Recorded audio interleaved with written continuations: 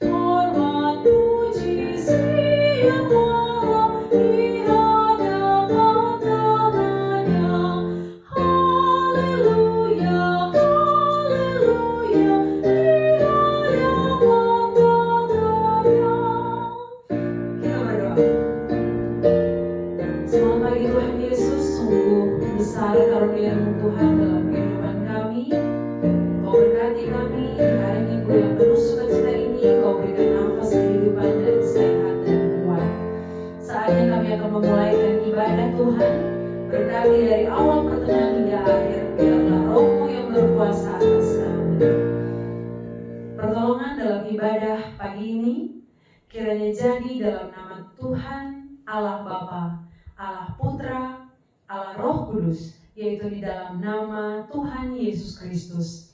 Dia yang telah menjadikan langit dan bumi, yang tetap memelihara kesetiaannya sampai selama-lamanya, serta yang tidak pernah meninggalkan perbuatan tangannya. Tuhan menyertai kita sekalian. Haleluya. Amin.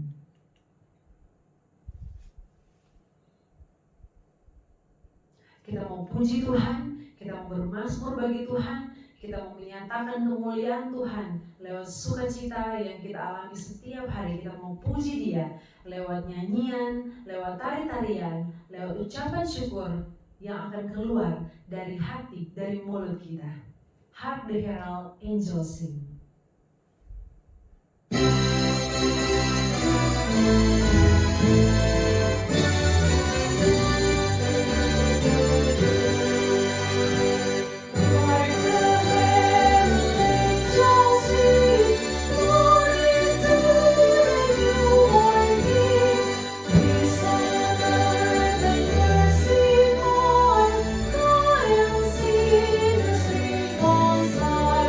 Joyful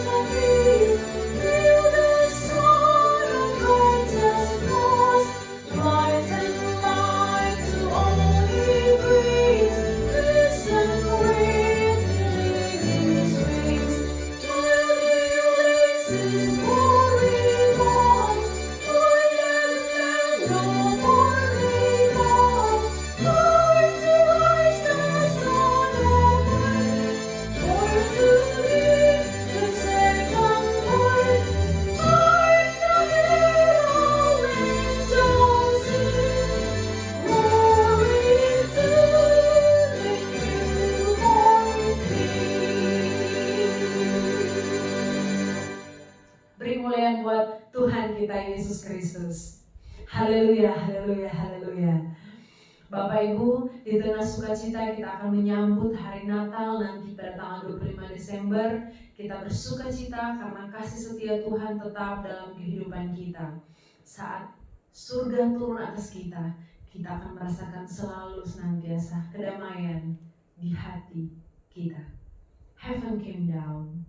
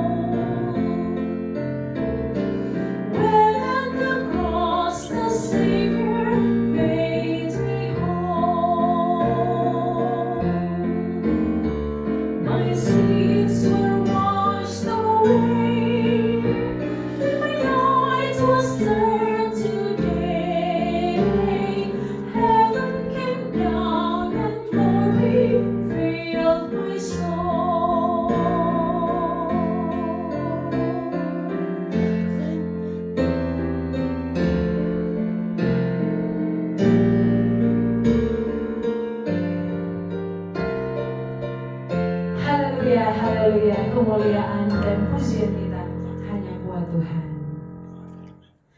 Saatnya kita akan mempersiapkan hati dan pikiran kita untuk masuk dalam perenungan firman Tuhan.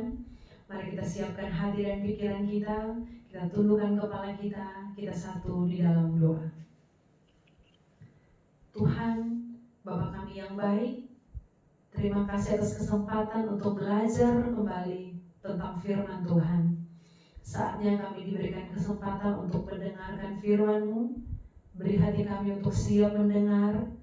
Biarkan kami bisa mengerti, memahami, terlebih bisa mempraktekkan setiap perkataan dari hamba-Mu yang akan menyampaikan firman nanti Tuhan.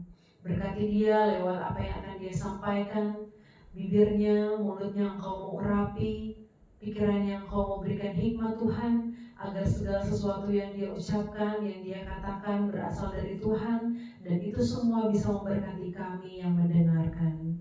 Kami siap untuk mendengar sabda-Mu, berfirmanlah Tuhan, hanya di dalam nama Yesus.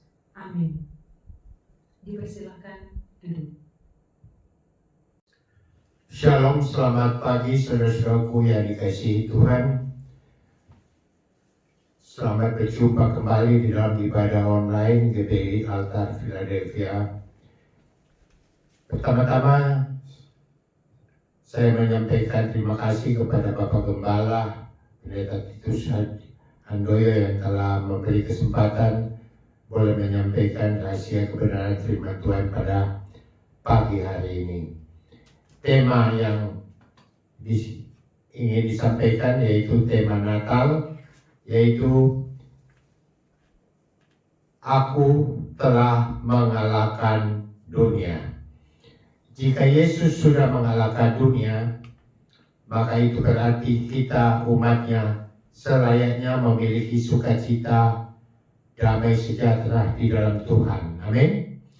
Nah, sesuai pesan Natal Bapak Gembala kita, Pendeta Dr. Titus, pada tanggal 13 Desember yang lalu, agar kita bisa memahami akan cara Allah mengalahkan dunia, yaitu lewat kasih pengorbanannya di atas kayu salib, dan yang kedua lewat firman-Nya yang semuanya akan terjadi, dan lewat kebenaran dia datang sebagai terang dunia, bukan membawa kebohongan, sehingga kita selayaknya nanti boleh hidup sebagai anak-anak terang. Jika saat ini kita masih juga belum memiliki damai sejahtera Allah di dalam Kristus Yesus, maka pagi ini kita akan pelajari dua hal terkait dengan tema Yohanes 16 ayat yang ke-33 secara cepat. Yang pertama, bagaimana kedatangan Tuhan yang pertama, masa kesusahan besar, dan kedatangan Tuhan yang kedua. Dan setelah itu kita akan melihat setelah Tuhan sudah mengalahkan dunia, bagaimana proses cara kita agar kita juga mampu mengalahkan dunia. Artinya agar kita tetap memiliki sukacita dan damai sejahtera di dalam Tuhan. Next slide. Nah, di dalam kedatangan Yesus yang pertama itu terjadi pada tahun 2025 atau 4-6 before Christ. Yesus lahir di kandang binatang. Terlihat langit terbuka, lalu menunggang keledai. Dia diberi mahkota duri dan tubuhnya berlumuran darah. Nah, kedudukannya, dia memiliki kedudukan sebagai hamba Allah. Sebagai hamba Allah, dia memberitakan kebenaran. Sebagai anak manusia, dia dianiaya, menderita sengsara, dan diberi mahkota duri. Sebagai Allah malah disalibkan, sebagai raja diolok-olok tentara Romawi. Nah, sebelum kedatangannya yang kedua, kita melihat next slide. Sebelum kedatangannya yang kedua, kita melihat ada peristiwa di mana ada datang di dalam Wahyu 6 ayat 2-8, itu akan terjadi masa kesusahan besar. Diawali dengan kuda putih, ini lambang antikris, diikuti oleh kuda merah, hitam, hijau, dan kuning, dengan masing-masing memiliki pengertian bahwa kuda putih itu dengan panah berusaha untuk merebut anak-anak Tuhan, berusaha untuk menyesatkan iman orang percaya. Dan Wahyu 6 ayat yang keempat itu berbicara kuda merah untuk mengambil damai sejahtera kita, menjadikan umat manusia maunya saling membunuh, saling membinasakan. Dan di dalam Wahyu 6 ayat yang kelima ada pengendara berkuda hitam. Ini melambangkan kelaparan, krisis ekonomi keuangan. Dan Wahyu 6 ayat yang ketujuh ada kuda berwarna hijau kuning. Ini menceritakan tentang membawa maut, karena dia akan mau membunuh seperempat penduduk bumi. Nah, kita tahu roh antikris sudah muncul sejak perjanjian baru lewat guru-guru, nabi-nabi, Mesias, dan Kristus yang palsu. Nah, kalau kita amati yang kuda putih ini di dalam Wahyu 6 ayat yang kedua, dan aku melihat sesungguhnya ada seekor kuda putih, dan orang yang menungganginya memegang sebuah panah, dan kepadanya dikaruniakan sebuah mahkota. Lalu ia maju sebagai pemenang untuk merebut kemenangan. Jadi pengendara kuda putih ini berbicara tentang antikris atau nabi palsu yang berusaha untuk menyesatkan. Dia memakai sebuah panah, dan di atas kepalanya hanya ada sebuah mahkota. Dia maju sebagai pemenang, mau merebut kemenangan, berarti mau merebut anak-anak Tuhan atau menjatuhkan iman orang-orang percaya supaya murtad kepada Kristus Yesus. Bagian dari kuasa perang ini ada kelaparan, kematian, busur panah adalah senjata untuk membunuh tentunya, dan berpakaian jubah putih biasa, tidak dicelup di dalam darah, dan mahkotanya hanya satu, jadi masih mau merebut kemenangan. Beda dengan Yesus yang sudah menang. Ini kita bisa baca di dalam Wahyu pasal yang ke-19. Nah, next slide. Nah, Wahyu 19 ayat 11-16, saya baca aja yang 11. Lalu aku melihat surga terbuka, sesungguhnya ada seekor kuda putih, dan ia yang menungganginya bernama yang setia dan yang benar. Ia menghakimi dan berperang dengan adil. Wahyu 19 ayat 11-16, silakan saudara-saudara boleh membaca sendiri di rumah. Dan Wahyu 19 ayat 11-16 ini berarti adalah kedatangan Yesus Kristus yang kedua. Ia disebut setia dan benar. Dia memiliki banyak mahkota, dan dia menghakimi dan berperang dengan adil, dan tentu sudah meraih kemenangan. Dan ia adalah firman Allah itu sendiri. Dia sebagai raja yang berkuasa, yang mampu membinasakan dan mengembalakan dengan gada dan besi, dan memerintah. Dia adalah pribadi yang setia, hakim dan panglima perang, dan sang raja yang dahsyat. Dan dia adalah sang penguasa atau Tuhan yang adalah Allah yang hidup. Ini kita bisa lihat di dalam ayat 13 dan ayat yang ke-15.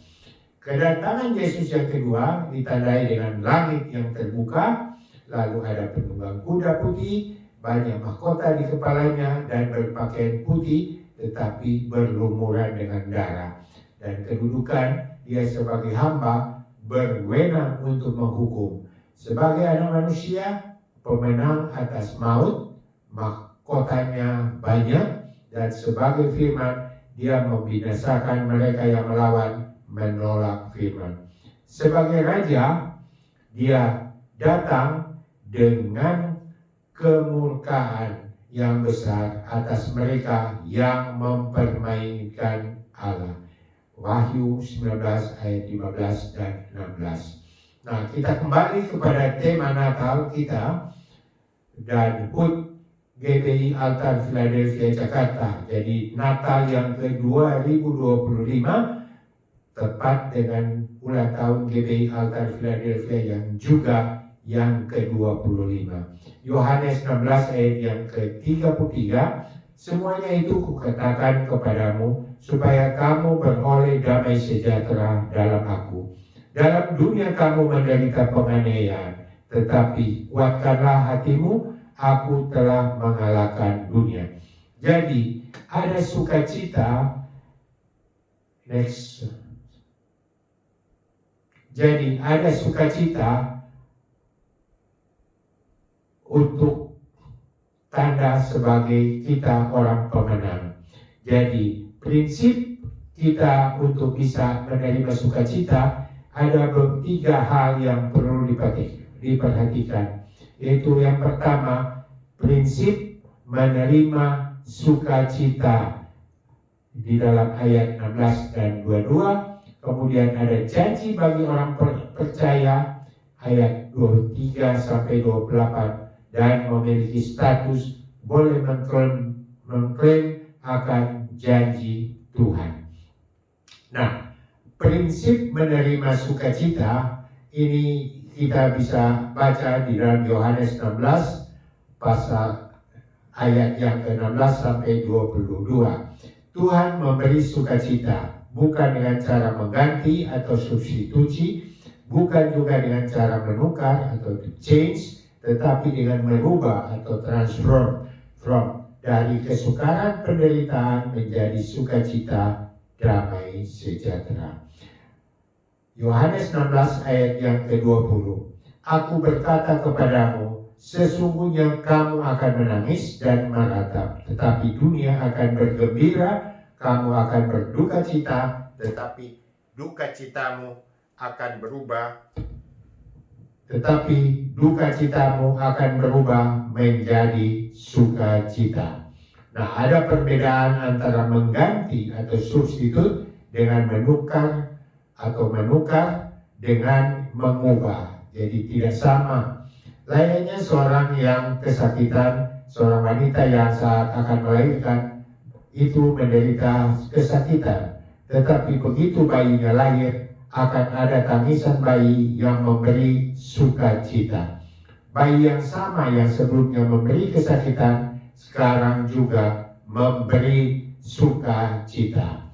Jadi di dalam Alkitab prinsip ini kita bisa saksikan ketika saudara-saudara Yusuf menjual Yusuf, menjadikannya budak, lalu dibeli oleh Potifar, tetapi kemudian karena mempertahankan kebenaran, Yusuf kemudian dimasukkan ke dalam penjara. Tetapi Tuhan mengubah penderitaan Yusuf menjadi sukacita di saat Yusuf dilantik kembali menjadi Perdana Menteri Mesir.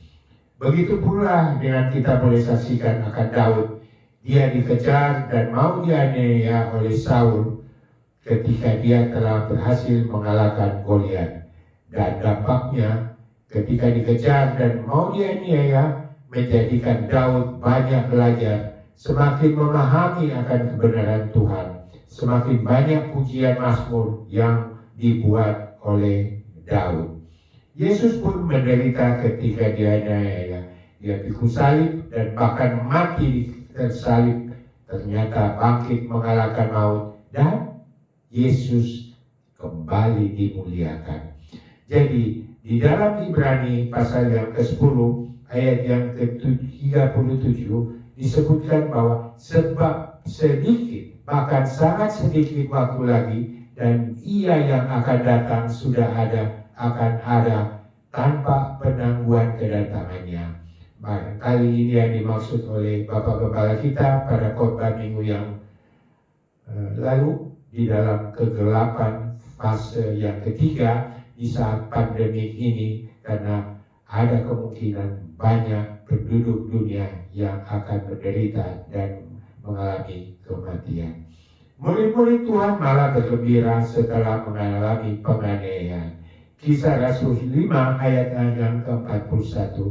rasul-rasul itu meninggalkan sidang Mahkamah Agung, Mahkamah Agama dengan gembira karena mereka telah dianggap layak menderita penghinaan oleh karena nama Yesus. Jadi di sini kita melihat para rasul begitu gembira walaupun mereka tadinya menderita penghinaan karena nama Yesus. Di dalam Roma pasal yang ke-8 ayat yang ke-22, sebab kita tahu bahwa sampai sekarang segala makhluk sama-sama mengeluh dan sama-sama merasa sakit saat bersalin.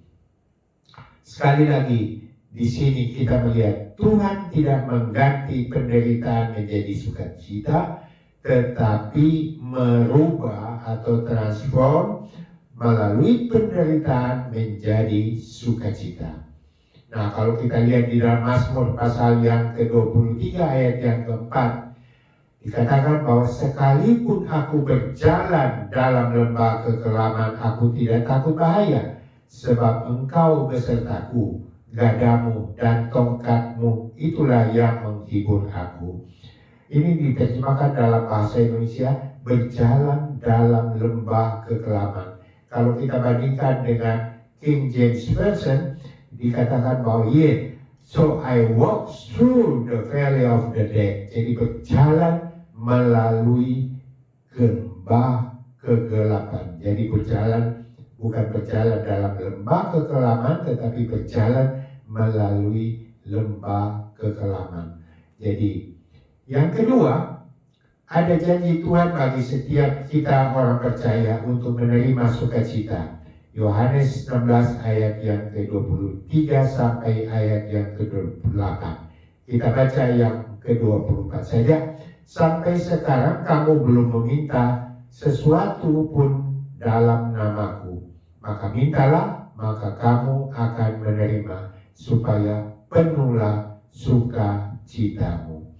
Meminta di sini dimaksudkan bisa meminta jawaban atau berdoa, atau meminta berkat, artinya dipenuhi kebutuhan kita. Nah, di sini ayat yang ke-24 ini berbicara tentang meminta dalam arti berdoa. Yesus sebagai putra Allah tidak pernah meminta, sebab dia setara dengan Allah Bapa. Tapi kita sebagai anak manusia tidak setara dengan Allah. Jadi kita perlu dan harus meminta berkatnya. Jadi sebagai contoh di dalam doa Bapa kami, dikatakan berilah kami makanan secukupnya.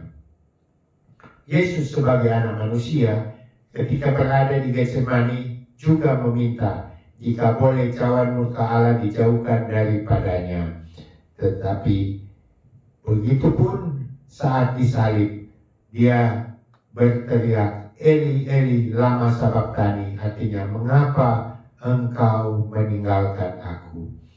Jadi saat Yesus telah kembali ke surga, maka tentunya Bapa yang akan memberi sesuai doa permintaan kebutuhan kita. Sebab itu ingat di dalam doa Bapa kami, kita berdoa kepada Bapa yang ada di dalam surga supaya memberi kebutuhan kita. Nah, setelah turunnya Roh Kudus, maka Roh Kuduslah yang akan memimpin dan mengajarkan sehingga kita mencapai seluruh kebenaran. Dan Tuhan berjanji di dalam Matius pasal 28 ayat 20 bahwa Dia tidak akan meninggalkan kita. Setelah kebangkitannya, Tuhan Yesus ada bersama murid-muridnya selama 40 hari. Dia mengajarkan segala sesuatu agar mereka nantinya mampu melaksanakan apa yang dikehendakinya untuk mereka lakukan sesuai dengan amanat agung. Para murid diyakinkan bahwa Bapa mengasihi mereka dan akan mendengar, memenuhi setiap kebutuhan mereka. Inilah janji, jaminan bahwa Dia akan menjawab setiap doa kita. Tuhan telah menyebutkan pentingnya doa dalam banyak kesempatan. Kita bisa baca di dalam Yohanes 14 ayat 12 sampai 14, juga Yohanes 15 ayat 7 dan 16, juga di dalam Yohanes 16 ayat 23 dan 26. Di dalam ayat 25 sampai 27, Tuhan Yesus menjelaskan situasi baru. Situasi baru pasca kebangkitan dan kenaikannya, yaitu akan turunnya Roh Kudus sebagai penolong yang akan memimpin setiap orang percaya pada seluruh kebenaran. 1 Yohanes 2 ayat yang pertama. Dan Yesus menjadi imam besar, imam yang agung, menjadi pengantara antara kita dengan Bapa. Nah, di dalam kitab Kisah Para Rasul kita melihat bagaimana kekuatan doa yang dilakukan di awal sejarah gereja. Dengan berdoa tidak dimaksudkan supaya Tuhan harus memenuhi seluruh keinginan kita, tetapi menjadikan kita lebih mampu untuk memahami kebenaran firman-Nya. Jadi dengan berdoa memberi dampak sukacita, sebab kita lebih memahami akan kehendak-Nya, yaitu bukan mengganti tetapi mengubah kesusahan, penderitaan menjadi sukacita. Sukacita kemenangan atas dunia. Poin yang ketiga, kita diberi status boleh memiliki untuk mengklaim akan janji Tuhan. Ini kita bisa baca di dalam Yohanes 16 ayat 29 sampai ayat yang ke-33. Di ayat sebelumnya, ayat 29 sampai 30, para murid Tuhan memperoleh konfirmasi kepastian iman. Yohanes 16 ayat 29 dan 30. Next slide.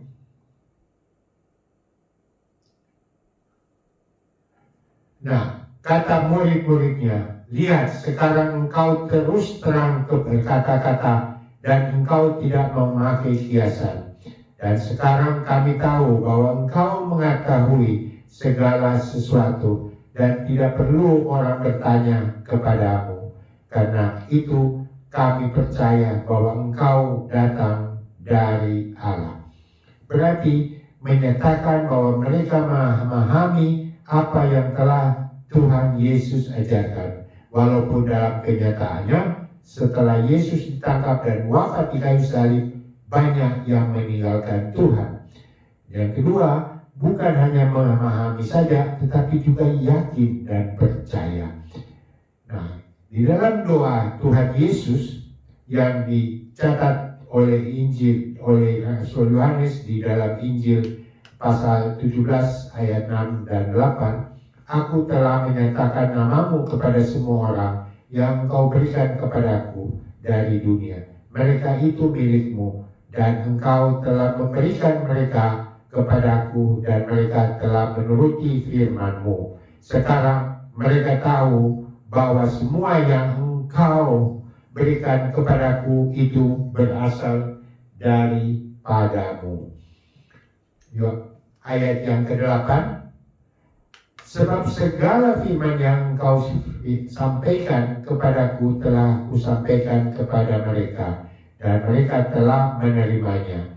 Mereka tahu benar-benar bahwa aku datang daripadamu, dan mereka percaya bahwa engkaulah yang telah mengutus aku. Tentu saja bahwa setelah menerima firman Tuhan, setelah percaya, maka iman ini harus diuji. Ingat ketika pengalaman para murid setelah belajar lalu disuruh bertolak menyeberang Danau Galilea, mereka menghadapi angin ribut.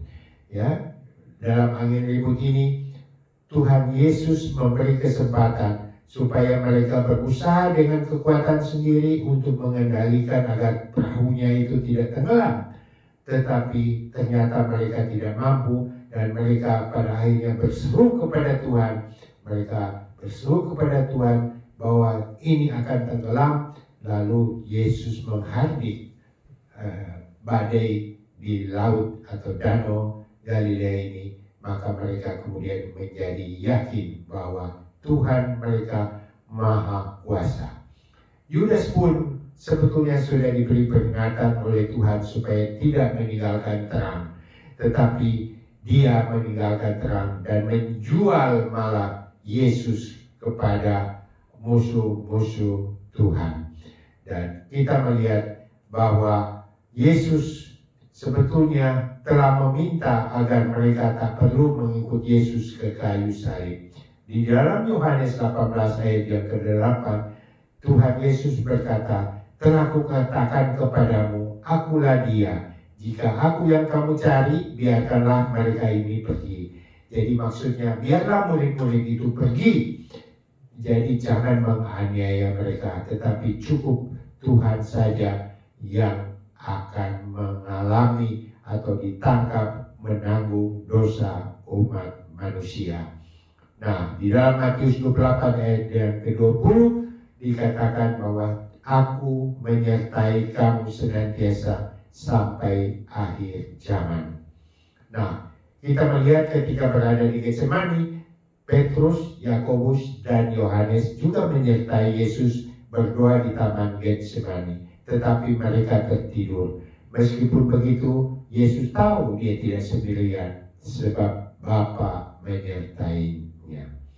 Jadi inilah kuncinya. Yesus menyadari dia melakukan kehendak Bapa, sehingga dia percaya pastilah akan disertai Bapa. Begitupun kita umat Tuhan, jangan takut untuk melakukan kehendaknya, karena ada jaminan penyertaan Tuhan, ada jaminan kemenangan, ada jaminan sukacita, damai sejahtera bersama dengan Tuhan. Meskipun begitu, sebagai anak manusia saat di atas kayu salib, dia tetap berseru, "Allahku, Allahku, mengapa engkau meninggalkan aku?" Ya, Matius pasal 26 ayat yang ke-46. Yesus berseru, "Eli, Eli, lama sabachthani," artinya, "Allahku, Allahku, mengapa engkau meninggalkan aku?" Jadi di sini kita melihat ketika Yesus dijadikan berdosa karena dosa pelanggaran manusia dan dia ditinggalkan oleh Allah, maka dia berseru sebagai anak manusia. Dia berseru memanggil Tuhan. Yohanes 16 ayat yang ke-33, ini semuanya itu kukatakan kepadamu supaya kamu beroleh damai sejahtera dalam aku.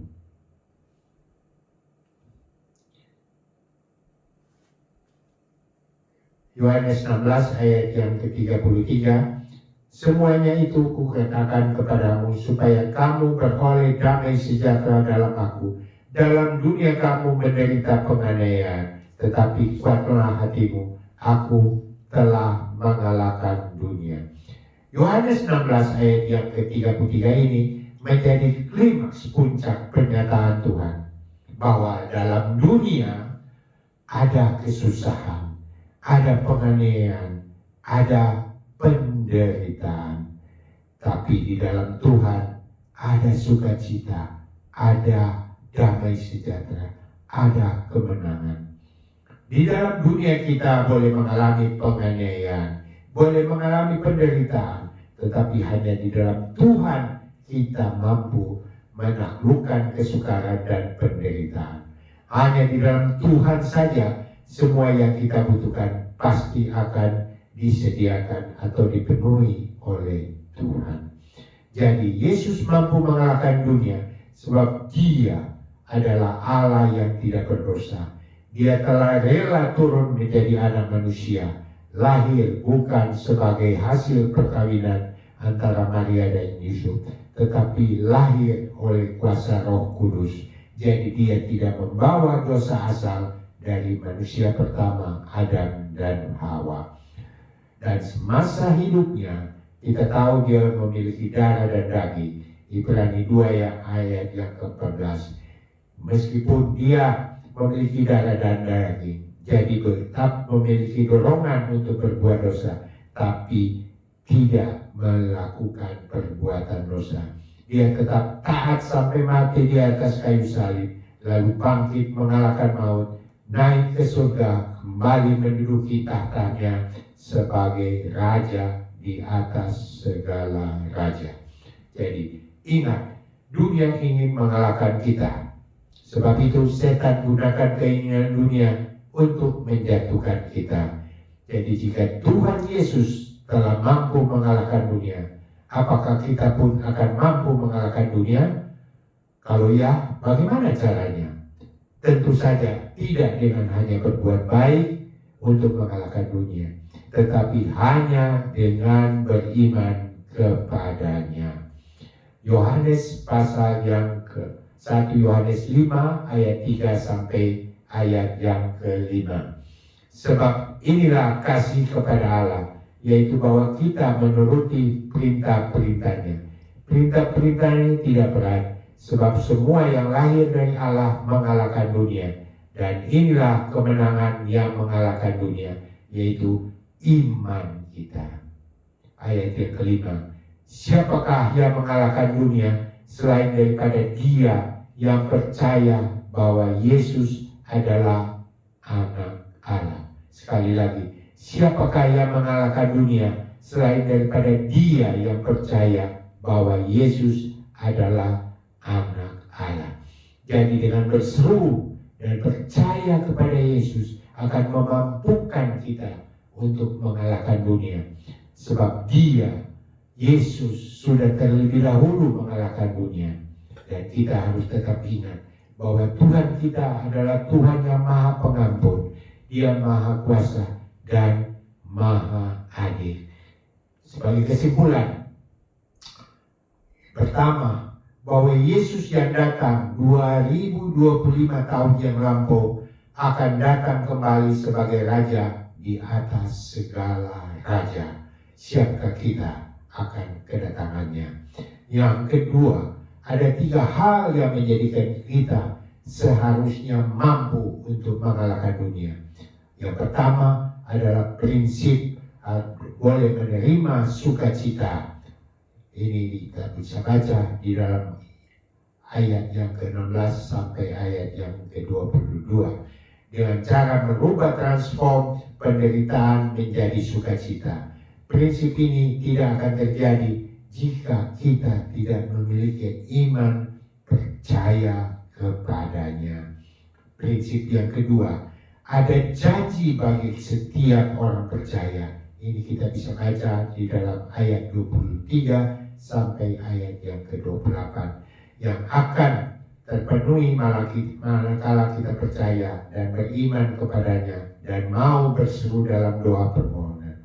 Doa dan firman Tuhan harus ada bersamaan. Kita lihat di dalam Kisah Para Rasul 6 ayat yang keempat, ketika para rasul berfokus pada doa dan pelayanan firman Tuhan, maka umat Tuhan bertambah berlipat kali ganda di Yerusalem.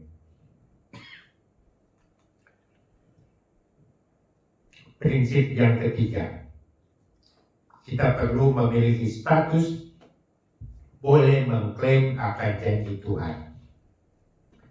Yohanes 16 ayat 29 dan 33. Ini bisa terjadi karena Tuhan sudah terlebih dahulu mengalahkan dunia.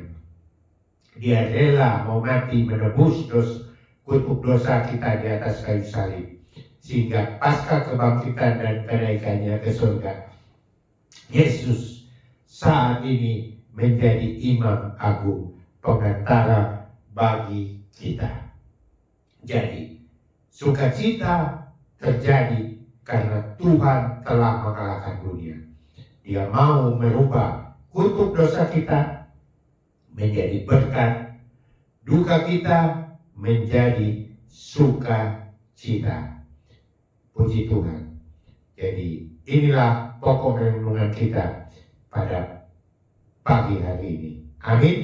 Tuhan Yesus memberkati.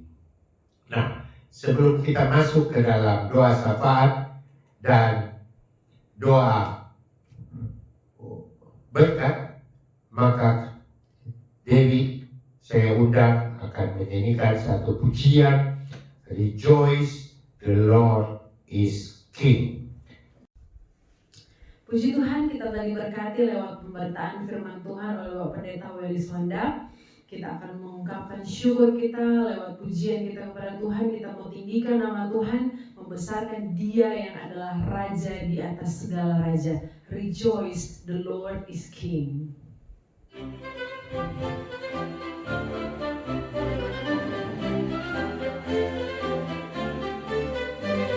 Rejoice, the Lord is King.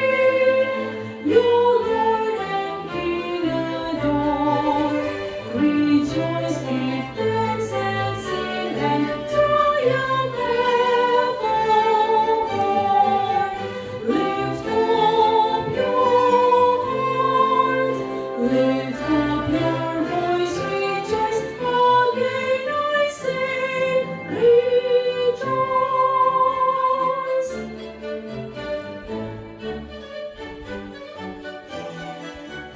The Lord our Savior reigns, the God of truth and love. When He had purged our sins, He took His seat above. Lift up your heart, lift up your voice, rejoice. Again I sing, rejoice.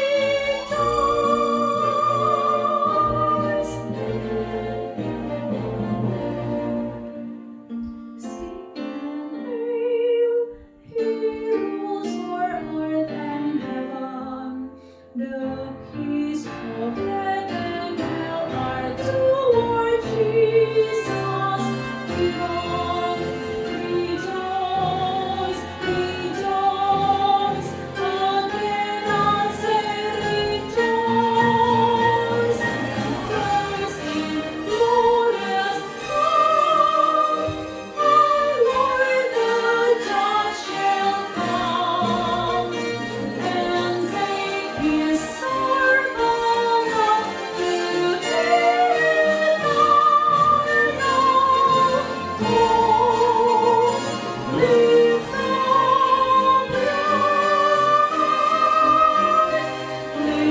up your heart, lift up your voice, rejoice. Again I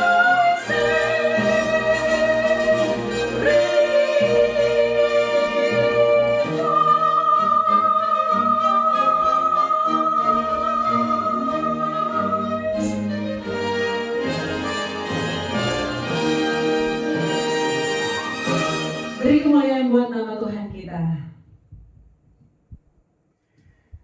Saya undang kita bangkit berdiri, kita akan berdoa dan menerima berkat.